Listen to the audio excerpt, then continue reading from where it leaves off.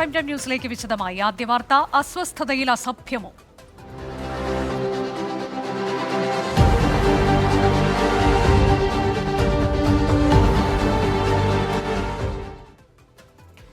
വാർത്താ സമ്മേളനത്തിനിടെ KPCC അധ്യക്ഷൻ K Sudhakaran അസഭ്യം പറഞ്ഞതിൽ പ്രതിപക്ഷ നേതാവ് VD സതീശന് കടുത്ത അതൃപ്തി.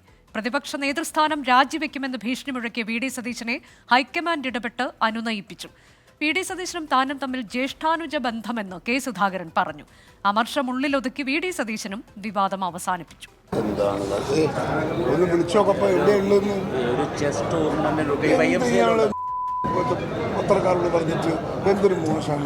സമരാഗ്നി പരിപാടിയുമായി ബന്ധപ്പെട്ട പതിവ് വാർത്താ സമ്മേളനത്തിൽ 20 മിനിറ്റോളം VD സതീശനെ കാത്തുമുഷിഞ്ഞപ്പോഴായിരുന്നു കെ സുധാകരന്റെ അസഭ്യ പ്രയോഗം.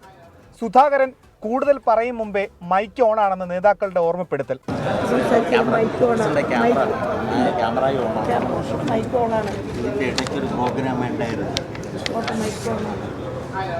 സംഭവം വിവാദമായതോടെ VD സതീശന് അതൃപ്തി. KC വേണുഗോപാലിനെ രാജ്യസന്നദ്ധത അറിയിച്ചു. തെരഞ്ഞെടുപ്പ് അടുത്തതിനാൽ പ്രശ്നം വേണ്ടെന്നും വിഷയത്തിൽ ഇടപെടാമെന്നും KC വേണുഗോപാൽ ആശ്വസിപ്പിച്ചു. ഒരുമിച്ച് മാധ്യമങ്ങളെ കണ്ട് പ്രശ്നങ്ങളില്ലെന്ന് പറയണമെന്ന ആവശ്യം സതീശൻ അംഗീകരിച്ചില്ല. തുടർന്ന് കെ സുധാകരൻ ഒറ്റയ്ക്ക് മാധ്യമങ്ങളെ കണ്ടു. നിങ്ങൾ ഇങ്ങനെയൊരു പ്രചരണം കൊടുക്കുന്നത് ഒരിക്കലും ശരിയല്ല, യാഥാർത്ഥ്യമായിട്ട് നിരക്കാത്തതാണ്. സതീശനും ഞാനും തമ്മിൽ ജ്യേഷ്ഠാനുജന്മാരെ പോലെ തന്നെയാണ് ഈ പൊങ്കോറിയായിട്ട്. ഇത്രയും ദിവസം നമ്മൾ ഒരുമിച്ചല്ലേ. എന്നോടൊപ്പം ഒരുപക്ഷെ എന്നേക്കാളേറെ ഈ സമര ജാഥക്ക് അദ്ദേഹമാണ് മുൻകൈയെടുത്തതും അദ്ദേഹമാണ് ഓടിയതും അദ്ദേഹമാണ് ചെയ്തതൊക്കെ. അല്പം കഴിഞ്ഞ് മാധ്യമങ്ങളെ കണ്ട പ്രതിപക്ഷ നേതാവും ഒന്നും സംഭവിച്ചിട്ടില്ലെന്ന മട്ടിലാണ് പ്രതികരിച്ചത്. അപ്പോൾ ഇവനെ ഇവിടെ പുള്ളി ചെന്നിരുന്നിട്ട് 10 മിനിറ്റായി എന്നിട്ട് ഞാൻ എത്തിയിട്ടില്ല. അപ്പോൾ അദ്ദേഹം അതിന് മുമ്പ് കയറി, ഞാനിപ്പോൾ എത്തിയെന്ന് വിചാരിച്ചിട്ട് അപ്പോൾ എത്തി കയറി ഇരുന്ന് കഴിഞ്ഞാൽ അസ്വസ്ഥത വരില്ലേ ആളെ കാണാതെ. അപ്പോൾ ഇവൻ എവിടെ പോയി കിടക്കുമെന്ന് ചോദിച്ചു.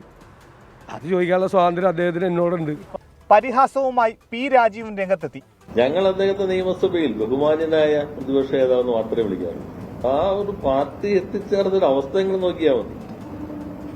അവരുടെ ആ നിങ്ങളുടെ തന്നെ അഭിമുഖത്തിൽ കണ്ടല്ലോ, രണ്ടുപേരും ഒന്നിച്ചുള്ള ഐക്യത്തിന്റെ ആ മഹനീയതയൊക്കെ നിങ്ങൾ പല ഇന്റർവ്യൂയിലൂടെ വളരെ അവതരിപ്പിക്കുന്നത് കണ്ടു. നേതാക്കൾ തമ്മിലുള്ള പ്രശ്നം പരസ്യമായതിൽ അണികൾക്കും അമർഷമുണ്ട്. 24 ആലപ്പുഴ. സീറ്റ് വിഭജനത്തിൽ ലീഗിന്റെ കടുംപിടുത്തം.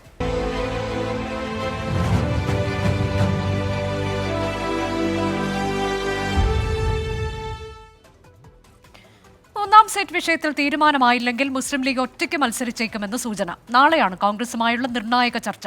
ഒരു സീറ്റ് കൂടി ലഭിക്കുമെന്ന് മുസ്ലിം ലീഗ് സംസ്ഥാന ജനറൽ സെക്രട്ടറി PMA സലാം ആവർത്തിച്ചു. തർക്കം തുടർന്നാൽ UDFന്റെ വിജയസാധ്യത കുറയുമെന്ന് K മുരളീധരൻ MP പ്രതികരിച്ചു. മൂന്നാമതൊരു സീറ്റ് നൽകാനാവില്ലെന്ന് കോൺഗ്രസും കിട്ടിയേ മതിയാവൂ എന്ന് മുസ്ലിം ലീഗും. നാളെ കോൺഗ്രസുമായുള്ള ചർച്ച പരാജയപ്പെടാനാണ് സാധ്യതയെന്ന് ലീഗ് കണക്കുകൂട്ടുന്നു. അങ്ങനെയെങ്കിൽ ഒരു സീറ്റിൽ ഒറ്റയ്ക്ക് മത്സരിക്കാൻ നേതൃത്വം തീരുമാനിച്ചതായാണ് സൂചന. കോഴിക്കോട് ലോക്സഭാ മണ്ഡലത്തിലായിരിക്കും മത്സരിക്കുക. കോഴിക്കോട് ജില്ലാ കമ്മിറ്റിയുമായി സംസ്ഥാന കമ്മിറ്റി ചർച്ച നടത്തി. ആവശ്യമെങ്കിൽ മത്സരിക്കാൻ വേണ്ട ഒരുക്കങ്ങൾ നടത്താൻ നിർദ്ദേശം നൽകിയെന്നാണ് വിവരം. ചൊവ്വാഴ്ച ചേരുന്ന ലീഗ് നേതൃയോഗത്തിൽ അന്തിമ തീരുമാനമെടുക്കും. സീറ്റ് വിഭജനം നീട്ടിക്കൊണ്ടുപോകാനാവില്ലെന്ന് PMA സലാം. ഞങ്ങളെ ഡിമാൻഡ് വെച്ചിട്ടുണ്ട്. അതിൽ തീരുമാനം നാളെ ആവും. കിട്ടാത്ത പ്രശ്നമില്ലാന്ന്. ഞങ്ങൾ കോൺഗ്രസുമായിട്ട് സൗഹാർദ്ദത്തിൽ തന്നെയാണ്. ആ സൗഹാർദ്ദപരമായിട്ട് നാളെ ചർച്ച നടക്കും. ആ ചർച്ചയിൽ തീരുമാനം ഉണ്ടാവും. ലീഗുമായുള്ള നാളത്തെ ചർച്ചയ്ക്ക് ശേഷം സ്ഥാനാർത്ഥികളെ പ്രഖ്യാപിക്കുമെന്ന് പ്രതിപക്ഷ നേതാവ് VD സതീശൻ. ലീഗിന് മൂന്നാം സീറ്റ് ചോദിക്കാൻ അർഹത ഉണ്ടെന്നും പരസ്പരം വിട്ടുവീഴ്ച ചെയ്താലേ മുന്നണി മുന്നോട്ട് പോകുമെന്നും AICC general secretary KC Venugopal. ലീഗുമായുള്ള തർക്കം ഉടൻ പരിഹരിച്ചില്ലെങ്കിൽ തെരഞ്ഞെടുപ്പ് പ്രവർത്തനങ്ങളെ ബാധിക്കുമെന്ന് K മുരളീധരൻ MP. നാളത്തെ ചർച്ചയിൽ പ്രശ്നം എന്തായാലും പരിഹരിക്കും. കാരണം അങ്ങനെ മുന്നോട്ട് പോകാൻ കഴിയില്ല. പ്രത്യേകിച്ച് ഈ ഇലക്ഷൻ ഫീൽഡിലൊക്കെ മുന്നണി ഒരുമിച്ച് കമ്മിറ്റിയൊക്കെ ഉണ്ടാക്കുന്ന ഒരു സന്ദർഭമാണ്. മുസ്ലിം ലീഗിന്റേത് നാണംകെട്ട രാഷ്ട്രീയമെന്ന് BJP. മൂന്നാം സീറ്റിന് വേണ്ടിയിട്ടുള്ള മുസ്ലിം ലീഗ് സമ്മർദ്ദത്തിന് മുമ്പിൽ മുട്ടുമടക്കാൻ കോൺഗ്രസ് തയ്യാറാവുകയാണ്. രാഹുൽ ഗാന്ധിക്ക് പാർലമെന്റിലേക്ക് എത്തണമെങ്കിൽ മുസ്ലിം ലീഗിന്റെ സഹായമാണ്. മുസ്ലിം ലീഗിന്റെ പച്ചക്കൊടിയുടെ തണലിലാണ് രാഹുൽ ഗാന്ധി പാർലമെന്റിലേക്ക് എത്തുന്നത്. കടുത്ത തീരുമാനത്തിലേക്ക് മുസ്ലിം ലീഗ് കടന്നാൽ സംസ്ഥാനത്തെ മുന്നണി സമവാക്യങ്ങൾ ഉൾപ്പെടെ മാറി മറിഞ്ഞേക്കും. 24 മലപ്പുറം. തിരികെ പ്രൈം ടൈം ന്യൂസിലേക്ക്. സർക്കാരിനോട് വീണ്ടും കൊമ്പുകോർത്ത് ഗവർണർ. വിവരാവകാശ കമ്മീഷണർമാരുടെ നിയമനത്തിനുള്ള 3 അംഗ സർക്കാർ പട്ടിക തിരിച്ചയച്ചു. പരാതികളുടെ അടിസ്ഥാനത്തിലാണ് നടപടിയെന്നാണ് വിശദീകരണം. ഓപ്പൺ സർവകലാശാല vice chancellor doctor PM Mubarak Pasha രാജിവെച്ചു. VCയെ പുറത്താക്കാനുള്ള ഹിയറിംഗിന് മുന്നോടിയായാണ് VCയുടെ നടപടി. ഭരണപരമായ കാര്യങ്ങളിൽ ഇടപെട്ട സർക്കാരിനെ വീണ്ടും പ്രതിരോധത്തിലാക്കുകയാണ് ഗവർണർ. ഡോക്ടർ സോണിച്ചൻ പി ജോസഫ്, എം ശ്രീകുമാർ, ടി കെ രാമകൃഷ്ണൻ എന്നിവരുടെ പട്ടികയാണ് ഗവർണർ തള്ളിയത്. മുഖ്യമന്ത്രി പിണറായി വിജയൻ, പ്രതിപക്ഷ നേതാവ് വി ഡി സതീശൻ, മന്ത്രി പി രാജീവ എന്നിവരടങ്ങിയ സമിതിയാണ് വിവരാവകാശ കമ്മീഷണർമാരുടെ പട്ടിക ശുപാർശ ചെയ്തത്. പട്ടികയിൽ ഉൾപ്പെട്ടവർക്കെതിരെ നിരവധി പരാതികൾ ലഭിച്ചെന്നാണ് രാജ്ഭവന്റെ വിശദീകരണം. അതിനിടെ ശ്രീനാരായണ ഓപ്പൺ സർവകലാശാല VC PM മുബാറക് പാഷ ഗവർണർക്ക് രാജിക്കത്ത് നൽകി. ഹൈക്കോടതി നിർദ്ദേശപ്രകാരം നടക്കേണ്ട VCമാരുടെ ഹിയറിംഗിന് മുന്നോടിയായാണ് നടപടി.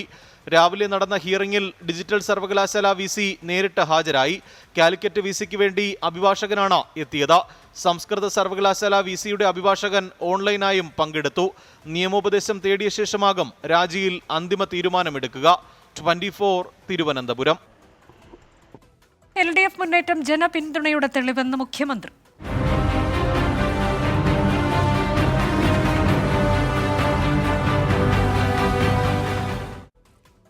കഴിഞ്ഞ ദിവസം നടന്ന തദ്ദേശ ഉപതെരഞ്ഞെടുപ്പിലെ നേട്ടം ലോക്സഭാ തെരഞ്ഞെടുപ്പിൽ ഊർജ്ജമാക്കാനുള്ള ശ്രമത്തിലാണ് LDF. ഉപതെരഞ്ഞെടുപ്പ് ഫലം ജനക്ഷേമ പ്രവർത്തനങ്ങൾക്കുള്ള അംഗീകാരമാണെന്ന് മുഖ്യമന്ത്രി പിണറായി വിജയൻ പറഞ്ഞു. അതേസമയം തദ്ദേശ ഫലം ലോക്സഭാ തെരഞ്ഞെടുപ്പിനെ ബാധിക്കില്ലെന്ന ആത്മവിശ്വാസത്തിലാണ് UDF. ഏറ്റവും ഒടുവിൽ നടന്ന 4 ഉപതെരഞ്ഞെടുപ്പുകളിൽ 3 എണ്ണത്തിലും UDF സീറ്റ് വർദ്ധിപ്പിച്ചിരുന്നു. അന്നെല്ലാം സർക്കാരിനെ ജനങ്ങൾ വിലയിരുത്തിയെന്നായിരുന്നു പ്രതിപക്ഷത്തിന്റെ പ്രതികരണം. ലോക്സഭാ തെരഞ്ഞെടുപ്പിന് തൊട്ടു മുൻപ് കഴിഞ്ഞ ദിവസം ഉപതെരഞ്ഞെടുപ്പിൽ സ്ഥിതി വ്യത്യസ്തമായി. LDF പ്രതീക്ഷിച്ചതിനേക്കാൾ മുന്നേറ്റമുണ്ടാക്കി. പ്രാദേശിക തലത്തിലെ പ്രശ്നങ്ങളെന്ന് പ്രതിപക്ഷം ന്യായീകരിക്കുമ്പോൾ സർക്കാരിനും CPM-നും വീണ് കിട്ടിയ വടിയാണ് ഇക്കഴിഞ്ഞ തദ്ദേശ ഉപതെരഞ്ഞെടുപ്പിലെ വിജയം. ലോക്സഭാ തെരഞ്ഞെടുപ്പിൽ ഇത് സജീവ ചർച്ചയാകുമെന്ന് മന്ത്രിമാരുടെ അടക്കം പ്രതികരണങ്ങളിൽ നിന്ന് ഉറപ്പായി. എന്തെല്ലാം പറഞ്ഞിട്ടും ഫലം കണ്ടില്ലെന്ന് പ്രതികരിച്ച് മുഖ്യമന്ത്രി തന്നെ വിഷയം ചർച്ചയാക്കി. ഇതെല്ലാം എഴുതിയിട്ടുള്ള ഫലം എന്താണെന്ന് ഇന്നലെ കണ്ടില്ലേ? അവിടെ നിന്നെങ്കിലും മനസ്സിലാക്കാൻ പറ്റണ്ടേ കാര്യങ്ങൾ? ഇതിനൊന്നും നമ്മുടെ നാട്ടിലെ ജനങ്ങൾ നിങ്ങൾ ഉദ്ദേശിക്കുന്ന രീതിയിലല്ല കാര്യങ്ങൾ എടുക്കുന്നത്. എക്സാലോജിക് വിഷയം ഉൾപ്പെടെ സർക്കാരിനെ പ്രതിസന്ധിയിലാക്കാൻ രാഷ്ട്രീയ ആരോപണങ്ങൾ. ജനങ്ങളെ നേരിട്ട് ബാധിക്കുന്ന ട്രഷറി പ്രതിസന്ധി, ക്ഷേമ പെൻഷൻ മുടക്കം, അവശ്യ സാധനങ്ങളുടെ വില വർധനവ്. പ്രതിപക്ഷം ഇതൊക്കെ രാഷ്ട്രീയ വിഷയമാക്കുമ്പോൾ ജനങ്ങൾ സർക്കാരിനൊപ്പമെന്ന് LDF പ്രതിരോധിക്കും. ഇതോടൊപ്പം 20 മണ്ഡലങ്ങളിലെയും സ്ഥാനാർത്ഥികളെ നേരത്തെ നിശ്ചയിക്കാൻ കഴിഞ്ഞതും വിജയസാധ്യതയുള്ള ജനകീയ മുഖങ്ങളെ പരീക്ഷിക്കുന്നതും നേട്ടമാകുമെന്നാണ് ഇടതുമുന്നണിയുടെ കണക്കുകൂട്ടൽ. ഒപ്പം സീറ്റ് വിഭജനം പോലും പൂർത്തിയാക്കാൻ കഴിയാത്ത UDF-ൽ ഘടകകക്ഷികൾക്ക് പോലും വിശ്വാസമില്ലാതായെന്നും ഇടത് ക്യാമ്പ് രാഷ്ട്രീയ ആരോപണമായി ഉയർത്തും. 24 തിരുവനന്തപുരം. മാസപ്പടി കേസിലെ SFIO അന്വേഷണത്തിനെതിരായ KSIDCയുടെ ഹർജിയിൽ കക്ഷി ചേരാൻ ഷോൺ ജോർജ് അപേക്ഷ നൽകി. തന്റെ പരാതി അനുസരിച്ചാണ് SFIO അന്വേഷണം പുരോഗമിക്കുന്നത്. അതിനാൽ കക്ഷി ചേർക്കണമെന്നാണ് ഷോൺ ജോർജിന്റെ ആവശ്യം. തിങ്കളാഴ്ചയാണ് ഹർജി കോടതി പരിഗണിക്കുന്നത്. SFIO അന്വേഷണം സ്റ്റേ ചെയ്യണമെന്ന KSIDCയുടെ ആവശ്യം ഹൈക്കോടതി അംഗീകരിച്ചിട്ടില്ല. സ്ഥാനാർത്ഥി ചിത്രം തെളിയുന്നു.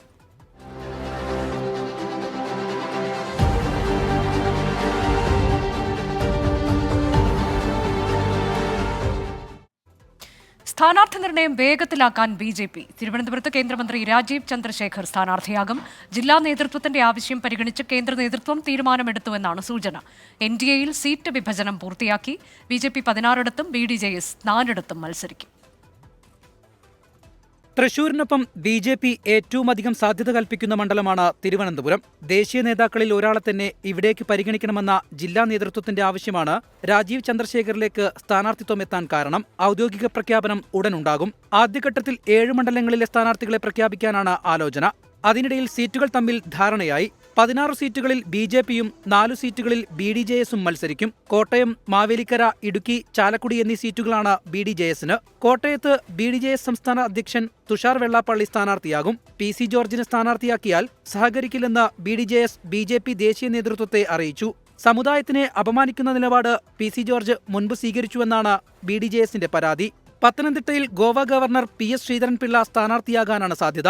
ആലപ്പുഴയിൽ കൊല്ലപ്പെട്ട OBC മോർച്ച നേതാവ് രൺജിത്ത് ശ്രീനിവാസിന്റെ ഭാര്യ ലിഷ രൺജിത്ത് സ്ഥാനാർത്ഥിയായേക്കും. സന്ദീപ് വചസ്പതിയുടെ പേരും പരിഗണനയിലാണ്. ആലത്തൂരിൽ SC മോർച്ച സംസ്ഥാന അധ്യക്ഷൻ ഷാജിമോൻ വട്ടേക്കാട് സ്ഥാനാർത്ഥിയാകും. 24 തിരുവനന്തപുരം. കേരള കോൺഗ്രസ് എമ്മിന്റെ മുന്നണി മാറ്റം കോട്ടയത്ത് പ്രചരണായുധമാക്കുന്ന കോൺഗ്രസിന് മറുപടിയുമായി തോമസ് ചാഴികാടൻ MP. താനും പാർട്ടിയും ആരെയും ചതിച്ചിട്ടില്ലെന്ന് ചാഴികാടൻ പറഞ്ഞു. ആലത്തൂരിൽ LDF സ്ഥാനാർത്ഥിയാകാൻ ഒരുങ്ങുന്ന മന്ത്രി K രാധാകൃഷ്ണനെ K മുരളീധരൻ MP പരിഹസിച്ചു. സമരാഗ്നി യാത്ര കോട്ടയത്തെത്തിയപ്പോഴാണ് KPCC പ്രസിഡന്റും പ്രതിപക്ഷ നേതാവും കേരള കോൺഗ്രസ് എമ്മിനെതിരെ ആക്ഷേപമുന്നയിച്ചത്.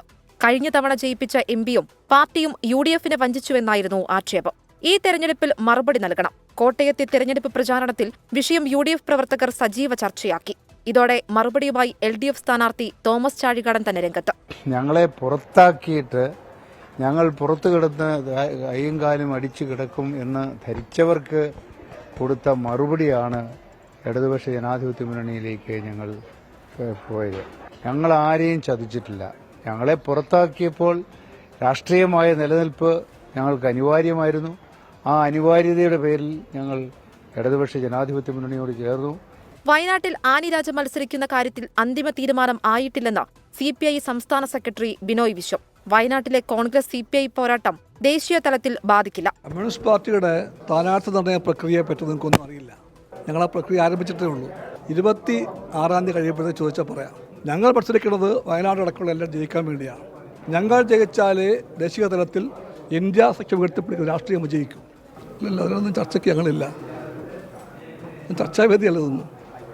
ഇതിനിടെ മന്ത്രി K രാധാകൃഷ്ണനെതിരെ K മുരളീധരൻ രംഗത്ത് വന്നു. തെരഞ്ഞെടുപ്പിൽ തോൽക്കുന്ന സിറ്റിംഗ് മന്ത്രിയായിരിക്കും രാധാകൃഷ്ണൻ എന്നായിരുന്നു പരിഹാസം. സ്ഥാനാർത്ഥി പ്രഖ്യാപനത്തിനു മുമ്പേ ആറ്റിങ്ങലിൽ CPIM സ്ഥാനാർത്ഥിക്കായി ചുവരെഴുത്ത് പ്രത്യക്ഷപ്പെട്ടു. അഡ്വക്കേറ്റ് V ജോയിക്കായി ആറ്റിങ്ങൽ ACAC നഗറിലാണ് ചുവരെഴുത്ത്. 24 കോട്ടയം. വരുൺ ഗാന്ധി BJP വിടുന്നു.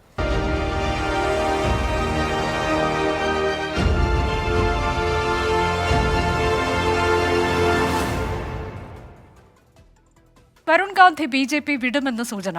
ഉത്തർപ്രദേശിലെ പിലിഭിത്തിൽ സമാജ്വാദി പാർട്ടി ടിക്കറ്റിൽ വരുൺ ഗാന്ധി മത്സരിച്ചേക്കും. BJP സീറ്റ് നിഷേധിക്കുമെന്ന വാർത്തകൾക്ക് പിന്നാലെയാണ് വരുൺ ഗാന്ധി SP-യുമായി ചർച്ച സജീവമാക്കിയത്. പിലിഭിത്തിലെ സിറ്റിംഗ് MP-യാണ് മേനകാ ഗാന്ധിയുടെ മകൻ വരുൺ ഗാന്ധി. ഏറെ നാളായി കേന്ദ്ര സർക്കാർ നയങ്ങൾക്കെതിരെ പരസ്യ വിമർശനവുമായി രംഗത്തുള്ള വരുൺ ഗാന്ധിക്ക് BJP ഇത്തവണ സീറ്റ് നിഷേധിക്കുമെന്ന റിപ്പോർട്ടുകൾ വന്നിരുന്നു. ഒരു കുടുംബത്തിന് ഒരു സീറ്റ് തീരുമാനം കർശനമായി നടപ്പാക്കാൻ എന്ന പേരിൽ പീലിഭിത്തിൽ വരുൺ ഗാന്ധിയെ മാറ്റി ഉത്തർപ്രദേശ് മന്ത്രി സഞ്ജയ് സിംഗ് ഗാംഗ്വാറിനെ സ്ഥാനാർത്ഥിയാക്കാനാണ് BJPയുടെ നീക്കം. ഈ സാഹചര്യത്തിൽ പീലിഭിത്തിൽ സമാജ്വാദി പാർട്ടി ടിക്കറ്റിൽ വരുൺ ഗാന്ധി മത്സരിച്ചേക്കും. ഇക്കാര്യത്തിൽ പ്രാഥമിക ധാരണ ആയെന്നാണ് വിവരം. രാഹുൽ ഗാന്ധി, പ്രിയങ്ക ഗാന്ധി എന്നിവരുടെ ഇടപെടലും പിന്നിലുണ്ടെന്നാണ് സൂചന. 1996 മുതൽ മേനകാ ഗാന്ധിയുടെ കൈവശമുള്ള പീലിഭിത്ത് സീറ്റിൽ 59% വോട്ടുകൾ നേടിയാണ് കഴിഞ്ഞ തവണ വരുൺ ഗാന്ധി വിജയിച്ചത്. വരുൺ ഗാന്ധിയെ മത്സരിപ്പിക്കുന്നതിലൂടെ BJPക്ക് കനത്ത പ്രഹരമേൽപ്പിക്കാമെന്നാണ് ഇന്ത്യ സഖ്യം കണക്കുകൂട്ടുന്നത്. പീലിഭിത്തിലെ റാലിയിൽ കേന്ദ്ര സംസ്ഥാന പദ്ധതികളെക്കുറിച്ച് പരാമർശിക്കാതിരുന്ന വരുൺ ഗാന്ധി ജയ് ശ്രീറാം, ഭാരത് മാതാ മുദ്രാവാക്യം മാത്രം കേട്ട് വോട്ട് ചെയ്യരുതെന്നും മധുരവാക്കുകൾ പറഞ്ഞ് വഞ്ചിക്കുന്നവരല്ല ഗാന്ധി കുടുംബമെന്നും പറഞ്ഞിരുന്നു. 24 ഡൽഹി. ലോക്സഭാ തെരഞ്ഞെടുപ്പിൽ സീറ്റ് ധാരണയിലെത്തി ഇന്ത്യ മുന്നണിയിലെ കോൺഗ്രസ്, ആം ആദ്മി പാർട്ടികൾ. 3 സംസ്ഥാനങ്ങളിലും 2 കേന്ദ്രഭരണ പ്രദേശങ്ങളിലുമാണ് സീറ്റ് ധാരണ. ഡൽഹിയിൽ 4 ആം ആദ്മിയും 3 കോൺഗ്രസും മത്സരിക്കും. എതിർപ്പുകൾ മറികടന്ന് ഗുജറാത്തിലെ ഭറൂച്ച് സീറ്റ് ആം ആദ്മിക്ക് നൽകി. പഞ്ചാബിൽ സഖ്യമില്ലാതെ ഒറ്റയ്ക്ക് പോരാടും. ഇന്ത്യ മുന്നണിക്ക് പ്രതീക്ഷ നൽകുന്നതാണ് കോൺഗ്രസും ആം ആദ്മിയും തമ്മിലുള്ള സീറ്റ് വിഭജനത്തിലെ വിജയം. ഗുജറാത്തിലെ ബറൂജ് സീറ്റ് ആം ആദ്മി പാർട്ടിക്ക് നൽകുന്നതിൽ ഗാന്ധി കുടുംബത്തിന്റെ വിശ്വസ്തൻ അഹമ്മദ് പട്ടേലിന്റെ മകൾ മുംതാസ് പട്ടേൽ എതിർപ്പറിയിച്ചെങ്കിലും അത് മറികടന്നാണ് സീറ്റ് ആം ആദ്മിക്ക് നൽകിയത്. ബറൂച്ചിന് പുറമെ ഭാവ്നഗറിൽ കൂടി ആം ആദ്മി മത്സരിക്കും. ഹരിയാനയിൽ അത്ര വലിയ സ്വാധീനം ആം ആദ്മിക്ക് ഇല്ലാത്തതുകൊണ്ട് തന്നെ ഒരു സീറ്റിലാണ് മത്സരിക്കുന്നത്. ബാക്കിയുള്ള 9 സീറ്റുകളിലും കോൺഗ്രസ് മത്സരിക്കാനാണ് തീരുമാനം. ഗോവയിലെ 2 സീറ്റുകളിലും ചണ്ഡീഗഡിലെ 1 സീറ്റിലും കോൺഗ്രസ് മത്സരിക്കും. പ്രവചനങ്ങൾ പോലെ സീറ്റ് വിഭജനത്തിൽ ഡൽഹിയിൽ ആം ആദ്മിക്ക് 4ഉം കോൺഗ്രസിന് 3ഉം സീറ്റുകൾ നൽകി. പഞ്ചാബിൽ 2 പാർട്ടികളും ഒറ്റയ്ക്കാണ് മത്സരിക്കുന്നത്. ഉത്തർപ്രദേശിൽ സമാജ്വാദി പാർട്ടിയുമായും ഇപ്പോൾ ആം ആദ്മി പാർട്ടിയുമായും ധാരണയിലെത്തിയ കോൺഗ്രസിന് മുന്നിലുള്ള പ്രതിസന്ധി ബംഗാളാണ്. ചർച്ചകൾ അണിയറയിൽ നടക്കുന്നുവെന്ന് പറയുമ്പോഴും ഫലസൂചനകൾ ഇതുവരെ ബംഗാളിൽ ഇന്ത്യ മുന്നണിക്ക് ഉണ്ടായിട്ടില്ല. 24 ഡൽഹി. കർഷകന്റെ കൊലപാതകത്തിൽ പോലീസ് ഉദ്യോഗസ്ഥർക്കെതിരെ നടപടി വൈകുന്നതിൽ പഞ്ചാബ് സർക്കാരിനെതിരെ കർഷക സംഘടനകൾ. മുഖ്യമന്ത്രി ഭഗ്വന്ത് മാൻ ഇരട്ടത്താപ്പ് അവസാനിപ്പിക്കണമെന്ന് കർഷക സംഘടനകൾ ആവശ്യപ്പെട്ടു. പോലീസ് ഉദ്യോഗസ്ഥർക്കെതിരെ കൊലക്കുറ്റത്തിന് കേസെടുക്കും വരെ പോസ്റ്റ്മോർട്ടം നടപടികൾ നടത്തില്ലെന്ന നിലപാടിലാണ് സംഘടനകൾ. പഞ്ചാബ് സർക്കാരിനെതിരെ പ്രതിഷേധവുമായി രംഗത്തെത്തിയ കർഷക സംഘടനകൾ അതിർത്തികളിൽ പ്രതിഷേധം തുടരുകയാണ്. പഞ്ചാബ് സർക്കാരിന്റെ ആശ്വാസ പ്രഖ്യാപനത്തെ സ്വാഗതം ചെയ്ത കർഷക സംഘടനകൾ ഹരിയാന പോലീസ് ഉദ്യോഗസ്ഥർക്കെതിരെ കൊലക്കുറ്റത്തിന് കേസെടുക്കണമെന്ന ആവശ്യത്തിൽ നിന്ന് പിന്നോട്ടില്ലെന്ന് വ്യക്തമാക്കി. നടപടി വൈകുന്നതിൽ പഞ്ചാബ് സർക്കാരിനെതിരെ പരസ്യ വിമർശനവുമായി കർഷക നേതാവ് സുഖ്വിന്ദർ സിംഗ് സബ്ര 24-നോട്. देखो सेंट्रल गवर्नमेंट से हम ये कहना चाहते हैं कि 5 शहीद हो गए हैं, 200 से प्लस जख्मी हो गए हैं. जल्दी से जल्दी मांगों को मानकर, मांगे इतनी बड़ी कोई नहीं है. असल में डॉक्टर स्वामीनाथन को जो भारत रत्न दिया जा रहा है ना, उससे मान सम्मान इतना नहीं बढ़ेगा जितना उनकी आई हुई रिपोर्ट को लागू करके बढ़ेगा. ഈ മാസം 21-ന് കൊല്ലപ്പെട്ട ശുഭ്കരന്റെ മൃതദേഹം പോസ്റ്റ്മോർട്ടം ചെയ്യാതെ പട്യാലയിലെ രാജേന്ദ്ര ആശുപത്രിയിൽ സൂക്ഷിച്ചിരിക്കുകയാണ്. പഞ്ചാബ് സർക്കാർ ഹരിയാന പോലീസ് ഉദ്യോഗസ്ഥർക്കെതിരെ നടപടിയെടുത്താൽ മാത്രമേ ഡൽഹി ചലോ മാർച്ചിലേക്ക് കർഷകർ കടക്കുകയുള്ളൂ. ലോക്സഭാ തെരഞ്ഞെടുപ്പ് വരാനിരിക്കെ കർഷകർ പഞ്ചാബ് സർക്കാരിനെതിരെയും തിരിഞ്ഞതിന്റെ തലവേദനയിലാണ് ആം ആദ്മി പാർട്ടി. സംസ്ഥാന അതിർത്തിയിൽ നടന്ന കർഷകന്റെ കൊലപാതകത്തിൽ ഏത് നിലയിൽ കേസെടുക്കണമെന്ന ആശയക്കുഴപ്പത്തിലാണ് പഞ്ചാബ് സർക്കാർ. സർക്കാർ നിലപാട് വൈകുന്തോറും ശുഭ്കരന്റെ മൃതദേഹം ഈ മോർച്ചറിയിൽ തുടരും. പട്യാലയിലെ രാജേന്ദ്ര ആശുപത്രിയിൽ നിന്ന് സന്ദീപ് മാലിക്കിനൊപ്പം Nitin Ambujan, 24. Prime time news തുടരുന്നു. പൊങ്കാലയ്ക്കൊരുങ്ങിയ അനന്തപുരി.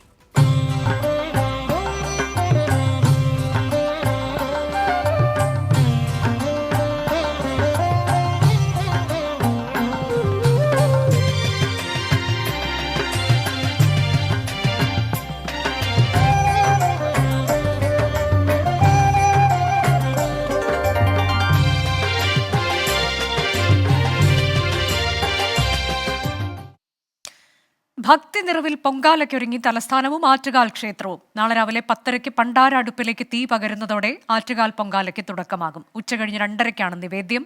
എല്ലാ ഒരുക്കങ്ങളും പൂർത്തിയായെന്ന് ക്ഷേത്ര ഭാരവാഹികൾ അറിയിച്ചു.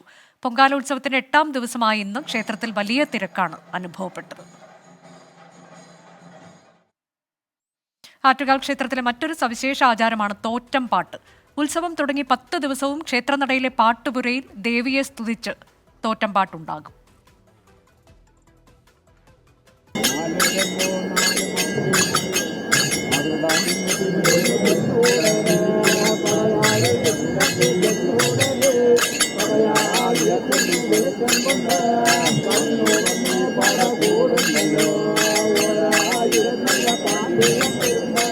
ദേവിയുടെ ജനനം, ശൈശവം, ബാല്യകൗമാരം, വിവാഹം തുടങ്ങി മധുരാദഹനം വരെയുള്ള ഐതിഹ്യമാണ് തോറ്റംപാട്ടിലെ ഉള്ളടക്കം. ഒരു കുടുംബത്തിലെ പല തലമുറകളാണ് തോറ്റംപാട്ട് പാടുക. ഒന്നാം ദിവസം നമ്മൾ ദേവിയെ കൊടുങ്ങലിൽ പാടി ആവാഹിച്ച് ശ്രീകോലത്ത് ഉടപാടിൽ കാപ്പ് കെട്ടി കുടിയിരുത്തി ഉത്സവം ആരംഭിക്കും. അന്ന് തന്നെ കഥയെടുത്ത് പാടും. 3-ാം ദിവസം ദേവിയുടെ തൃക്കല്യാണം, മാലപ്പുറം പാട്ടുന്നത്. 6-ാം ദിവസം ദുഃഖസൂചകമാണ്. ദേവിയുടെ ഭർത്താവിനെ രാത്രി 1 മണിക്ക് കൊന്ന് ദേവി ഭർത്താവിനെ അന്വേഷിച്ച് പോയി. 7-ൻ്റെ അന്ന് രാവിലെ 7 മണിക്ക് തോറ്റി 7:30 മണിക്ക് ക്ഷേത്രനട തുറക്കും. അപ്പോൾ 9-ൻ്റെ അന്ന് ദേവിയുടെ ഭർത്താവിനെ കൊന്നതിൻ്റെ പ്രത്യേകം ദേവി പാണ്ഡ്യനാട്ടിൽ പോയി പാണ്ഡ്യരാജാവിനെ വധിച്ചുകൊണ്ട് പണ്ടാരടുപ്പിൽ തീർത്തി. 10-ാം ദിവസം നമ്മൾ പാടി ദേവിയെ ഉടവാളിന് കാപ്പഴിച്ച് കുടികളായി കൊടുങ്ങല്ലൂർ സങ്കല്പിക്കും. അതാണ് ഈ ഉത്സവത്തിന്റെ ചുരുക്കമായുള്ളത്. തോറ്റംപാട്ട് കേട്ട് പഠിക്കേണ്ടതാണ്. എവിടെയും എഴുതി വെക്കാനോ രേഖപ്പെടുത്താനോ പാടില്ല എന്നാണ് വിശ്വാസം.